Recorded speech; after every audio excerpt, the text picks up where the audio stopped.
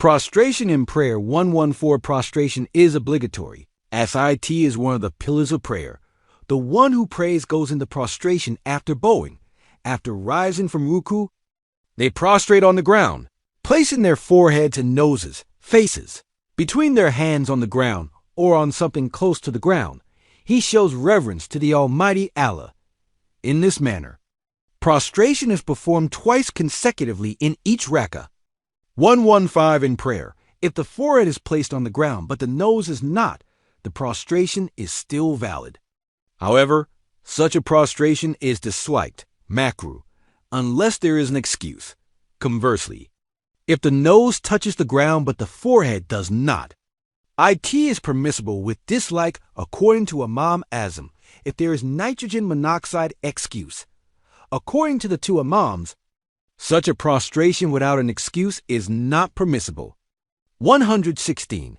Even if based on an excuse, prostration should not be performed with the cheek and chin.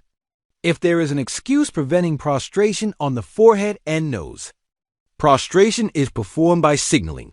117. Placing the hands and knees on the ground during prostration is not obligatory in all cases. It is sunnah.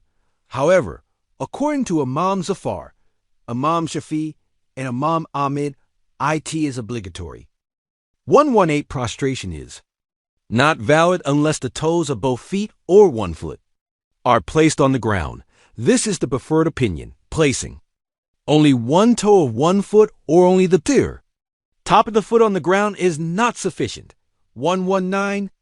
If the place of prostration is half an arshin, 12 fingers higher than the place where the feet are placed, prostration is permissible. If it is higher than that, it is not permissible.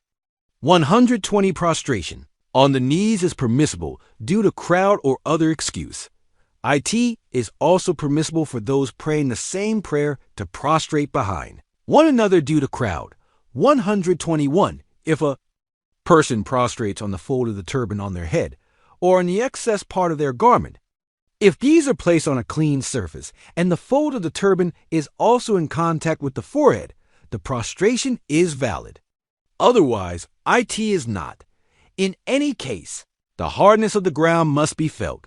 Prostration cannot be performed on cotton or similar materials that prevent the hardness from being felt. 122. If prostration is performed on something like discarded wool, cotton, straw, or snow, if these become compacted and lose their air pockets, prostration on them is permissible. However, if their surface is not lost and their hardness is not perceived, and the surface does not set and harden, prostration is not permissible. 123. It is permissible to prostrate on products such as wheat, barley, rice, and millet found inside a sack. However, while prostration is permissible on wheat and barley not contained in a bag, it is not permissible on slippery things such as corn. 124. Prostration is not permissible on a small stone. However, if most of the forehead touches the ground along with the stone, it is permissible. 125.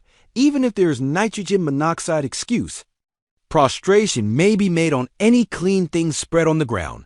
The dirtiness of the ground does not matter, provided that there is no trace of foul odor or color of dirtiness.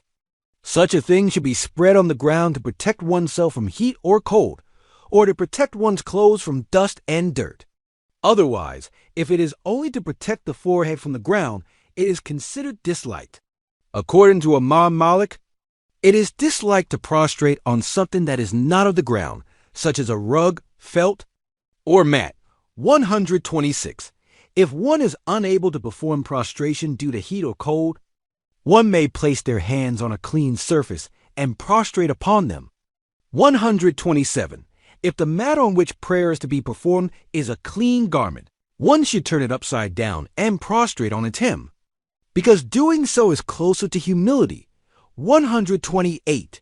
In order for the obligatory ruku and prostration to be considered performed, it is sufficient to remain in those positions long enough to be considered ruku and prostration. It is not mandatory to wait for the amount of time required to recite 3 tawils. However, The sunnah amount in ruku and prostration is to recite at least 3 talos. The intermediate level is to recite 5 tasbihs, and the high level is to recite 7 tasbihs.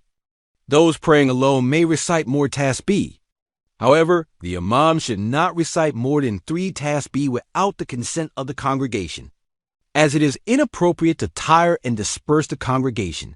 The tasbih in ruku, I, Subhana Rabbiyal Azam, glory be to my Lord, the most exalted. The tasbih in prostration is Subhan Rabbiyal A, glory be to my Lord, the Most High. I declare my Lord, the Most High and Mighty, free from all defects.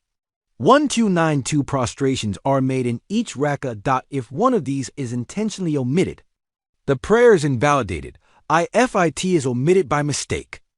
Even if it is remembered after the prayer, if nitrogen monoxide action contrary to the prayer has been performed, prostration is made as soon as it is remembered, and then the final sitting is repeated and the prostration of mistake is performed.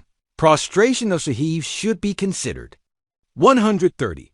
Prostration is the greatest pillar of prayer. Prostration is the most perfect sign of humility and respect shown to the exalted Allah. A hadith sharif states, "The moment when the servant is closest to his Lord is when he is in prostration. Now, make abundant supplication in prostration," it is said. Because the state of prostration is the state of utmost humility and submission, supplication is hoped to be accepted there. Prayer without prostration is not prayer. A person who does not wish to show respect by prostrating themselves before the spiritual presence of our Lord has abandoned their duty of servitude and is deprived of the honor of attaining the mercy of the Almighty Allah.